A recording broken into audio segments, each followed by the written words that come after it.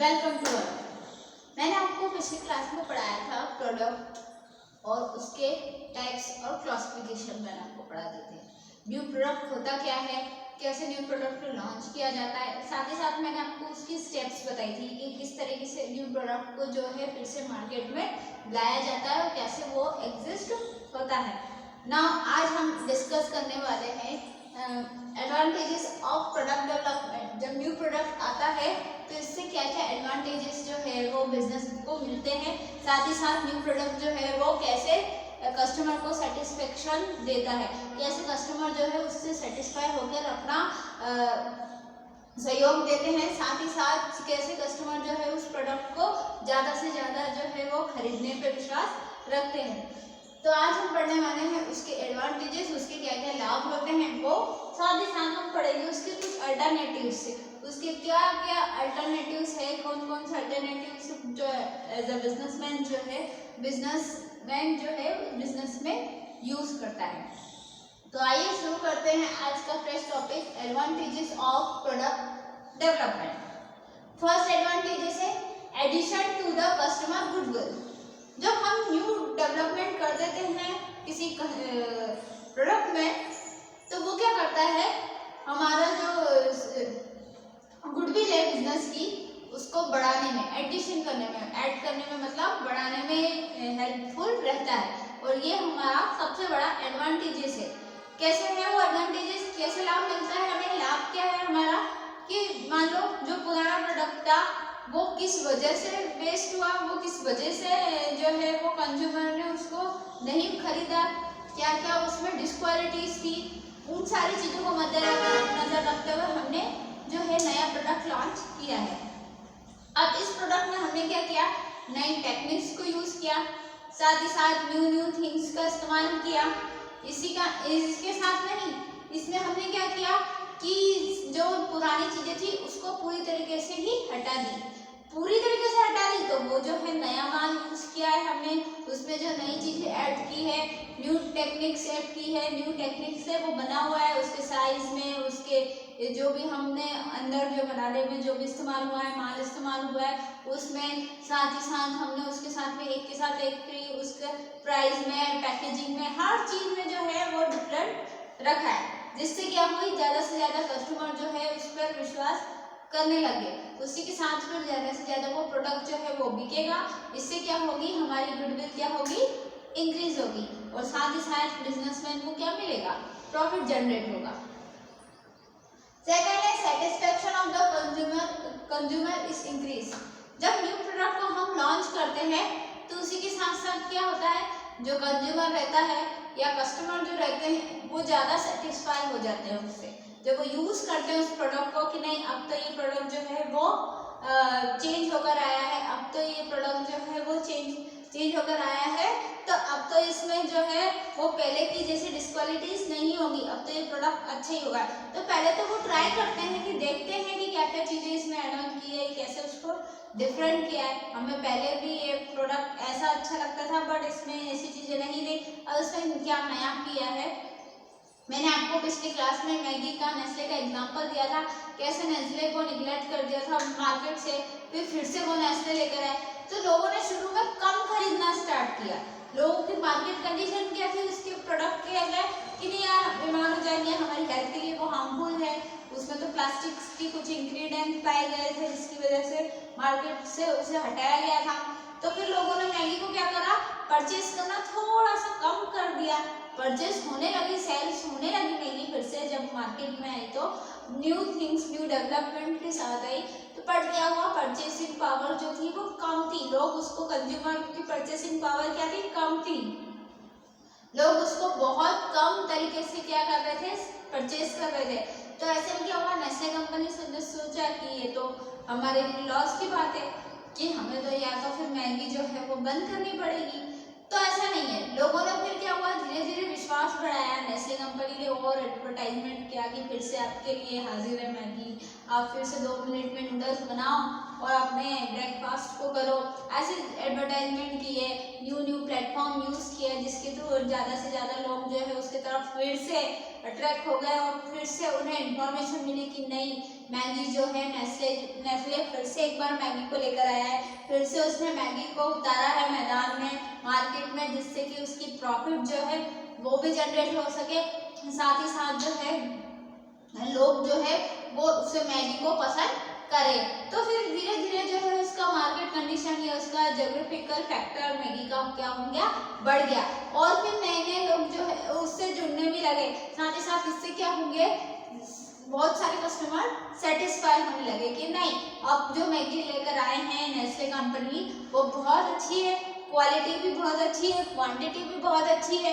साथ ही साथ पैकेजिंग में थोड़ा बहुत चेंजेस उन्होंने किए, उसके बदले में फिर क्या होने लगा, उसका विश्वास जो है मैगी ने फिर से जीता, कस्टमर को फिर से अपनी ओर अट्रैक्ट किया, क्योंकि मैगी जो है वो पहला ऐसा 2 मिनट्स ऑफ नूडल्स जो जल्दी बन जाते हैं, उसमें फर्स्ट मैगी जो है फर्स्ट नंबर पे इंडिया का बेस्ट, जो आप नूडल्स के ब्रांड में देखते हो तो नूडल्स में फर्स्ट नंबर ब्रांड पर मैगी का जो है वो नाम आता है कि मैगी का ज़्यादा से ज़्यादा सेल्स भी होती है, मैगी लोगों को ज़्यादा से ज़्यादा अट्रैक्ट भी करती है, खाने में भी उसका टेस्ट बहुत अच्छा है। तो इससे क्या हो गया, फिर से वो सेल होने लगी, इससे कस्टमर्स भी है उनको भी सेटिस्फेक्शन मिला, साथ ही साथ जो कंज्यूमर है, जो बिजनेसमैन है, कंज्यूमर तो सेटिस्फाई हुए ही हुए, साथ ही साथ बिजनेसमैन उनको भी सेटिस्फेक्शन मिला कि नहीं भाई अब ये फिर से जो है मार्केट में बिक सकती है और अच्छी तरीके से बिक के हमें प्रॉफिट अर्न करवा सकती है। Third one is increase in the profit of the undertaking. जो ऑर्गेनाइजेशन है, जो बिजनेस है, उनको प्रॉफिट में इंक्रीज करवाना। कैसे इंक्रीज, जो पुराना प्रोडक्ट था उसको हम न्यू तरीके से लाए, फिर उसमें क्या हुआ, नए लोग जो है वो भी जुड़े, पुराने जो कस्टमर थे वो तो थे ही सही, नए लोग भी और जुड़े, और इससे क्या हुआ, प्रोडक्ट ज़्यादा से ज़्यादा बिकेगा, लोग एक के बदले 2-3 बार वो उस प्रोडक्ट को खरीदने लगे, और फिर क्या हो गया, हमारे प्रॉफिट में भी इंक्रीजमेंट होता है। पर जो भी न्यू प्रोडक्ट आता है वो हमेशा प्रॉफिट अर्निंग का एक पॉइंट होता है। हम जो भी नई चीज़ जो है मार्केट में देखते हैं तो उसकी तरफ अट्रैक्ट होते हैं। हमारे इंडिया में जो कस्टमर्स है उनकी एक क्वालिटी है कि जो भी वो नया देखते हैं उसकी तरफ अट्रैक्ट हो जाते हैं। तो इसलिए जो इंडिया में बिजनेस करते हैं, कोई भी कंपनी हो, वो हमेशा हर चीज़ में न्यू न्यू थिंक जो लेकर आती रहती है। आप चाहे तो इलेक्ट्रॉनिक की चीज़ों में भी देख लो, जो हमारे मोबाइल्स ब्रांड कंपनीज है, आप MI देख लो, वीवो देख लो, नोकिया है, जो भी जितनी भी ये फोन्स की कंपनी है जो सेल फोन्स जो तैयार करती है, वो भी क्या करती है, उन्हें पता है, चाहे वो कोई चाइना कंपनी हो चाहे वो इंडियन की कंपनी है, उन्हें पता है कि कैसे जो है वो इंडिया के लोग हैं नई नई चीज़ों पे इनोवेशन पर बिलीव करते हैं, इंडिया के लोगों को नए नए इनोवेशन जो है अपनी ओर अट्रैक्ट करते हैं। तो इसलिए वो फोन्स में भी न्यू न्यू फीचर्स के साथ जो है वो हर तरह के फ़ोन हर मंथ में या हर ईयर में लॉन्च करते रहते हैं। उसकी प्राइसिंग में भी वो इंक्रीजमेंट और डिक्रीजमेंट होता है। कोई अगर न्यू फीचर के साथ वो करेंगे तो उसमें वो और ज़्यादा इंक्रीमेंट के साथ वो मार्केट में लेकर आएंगे।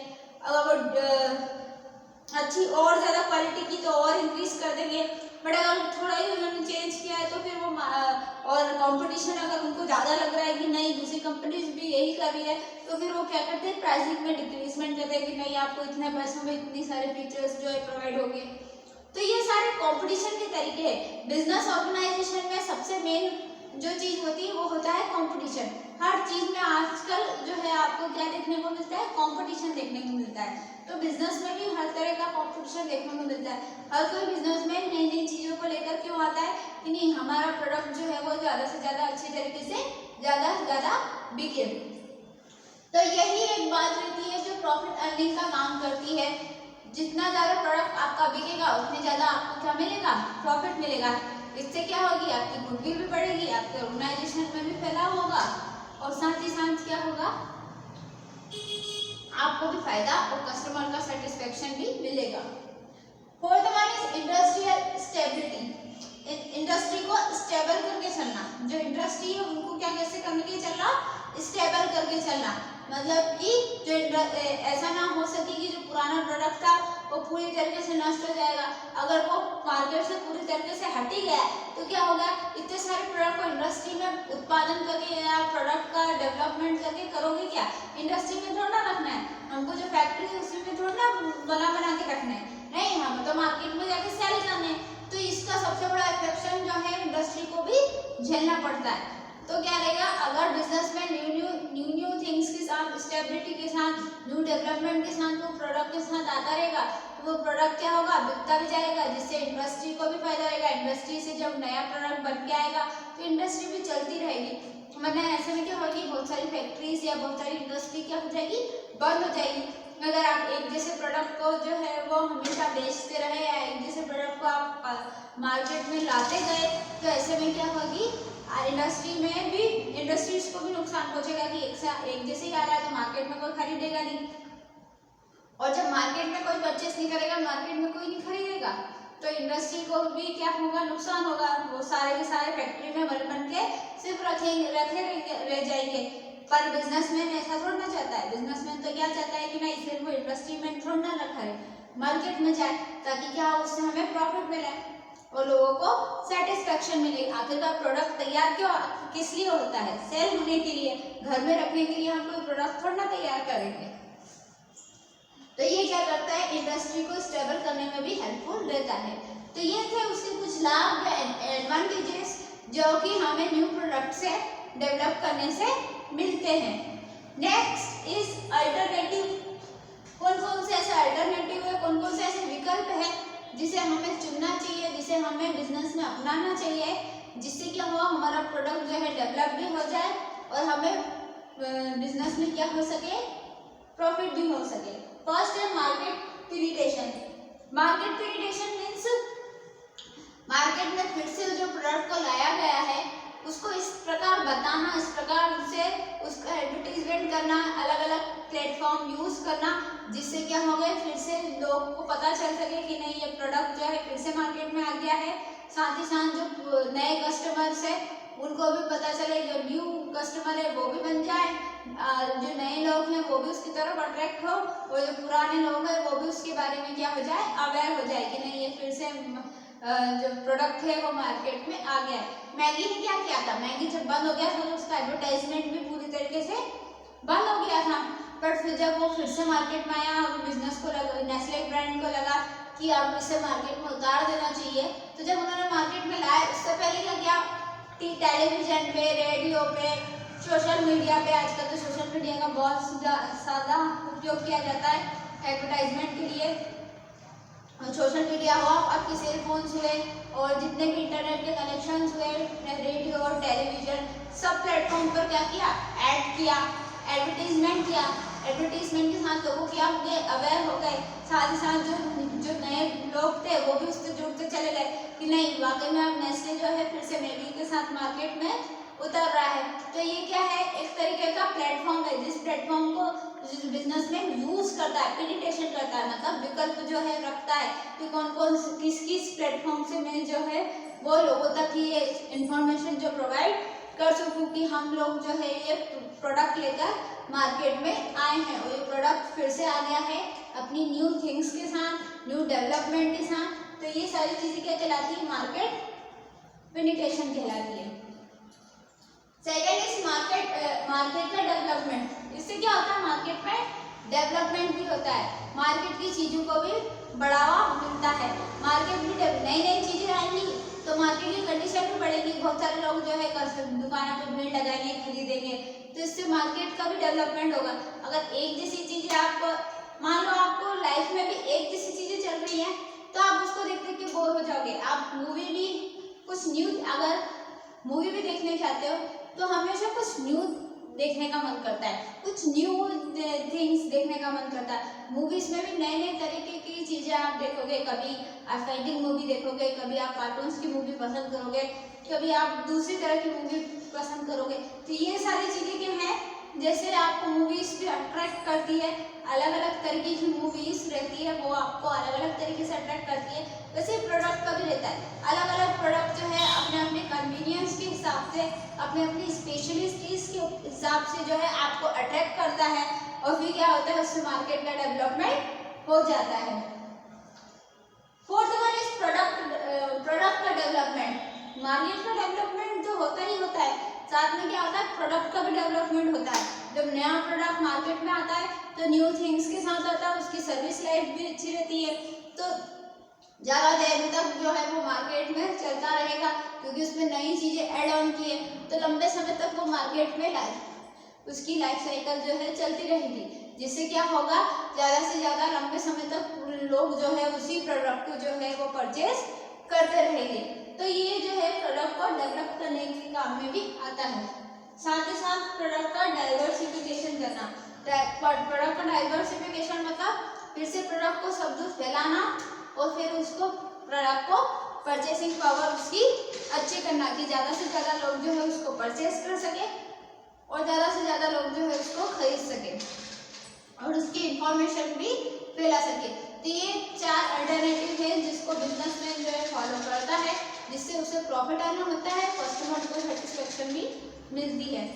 तो ये थे कुछ एडवांटेजेस और अल्टरनेटिव्स जो आज मैंने इस वीडियो में या इस लेक्चर में जो है वो डिस्कस किए थे, जिससे आपको ये पता चला कि कैसे जो है कौन कौन से लाभ जो है वो बिजनेस को मिलते हैं न्यू प्रोडक्ट के डेवलपमेंट से, और कौन कौन से बिजनेसमैन जो है अल्टरनेटिव के साथ मार्केट में प्रोडक्ट को उतारता है। नेक्स्ट वीडियो या नेक्स्ट लेक्चर में हम डिस्कस करेंगे प्रोडक्ट की लाइफ साइकिल। जैसे आपकी लाइफ की भी लाइफ साइकिल्स होती है, ऐसी प्रोडक्ट की भी लाइफ साइकिल होती है। कितने दिनों तक एक प्रोडक्ट जो है मार्केट में चलता रहता है और फिर उसको डिक्लाइन लोग जो है नेग्लेक्ट करना शुरू कर देते हैं। जैसे आपकी भी लाइफ साइकिल है, आपको पहले पता है जी एक ना एक दिन डाई जरूर होना है, हमारी लाइफ का भी एक ना एक दिन एंड जरूर होना है। इसी तरह प्रोडक्ट की भी लाइफ साइकिल होती है, एक ना एक दिन कोई एक प्रोडक्ट को जो है वो एंड होना रहता है और फिर वो न्यू थिंग्स के साथ न्यू तरीके से डेवलप होता है। तो आज हमने सीखा, मैंने पिछली 2 क्लासों में आपको सिखाया कि प्रोडक्ट का डेवलपमेंट होता क्या है, प्रोडक्ट के डेवलपमेंट कौन कौन सी स्टेप्स होती है, कैसे कुछ प्रोडक्ट को हम पसंद करते हैं, कैसे हम प्रोडक्ट्स को, कुछ प्रोडक्ट हमारे लिए बहुत ज़्यादा ज़रूरी होते हैं, कुछ प्रोडक्ट हमारे लिए ज़रूरी नहीं होते, कुछ प्रोडक्ट जो है वो हम खरीदना चाहते हैं पर खरीदना पसंद नहीं करेंगे, या कुछ प्रोडक्ट जो है वो खरीद लेते हैं और फिर बाद में हमें पता चलता है कि नहीं खरीदना चाहिए था। साथ ही साथ आज मैंने उन प्रोडक्ट का डेवलपमेंट के कुछ लाभ बताए, जैसे कोई प्रोडक्ट जो है डेवलप होके आता है तो वो क्या क्या लाभ बिजनेस को भी प्लस कस्टमर को भी देता है, और कौन कौन से बिजनेस अल्टरनेटिव्स है जो कि न्यू प्रोडक्ट में इस्तेमाल होते हैं। तो नेक्स्ट वीडियो में हम पढ़ेंगे प्रोडक्ट की लाइफ साइकिल।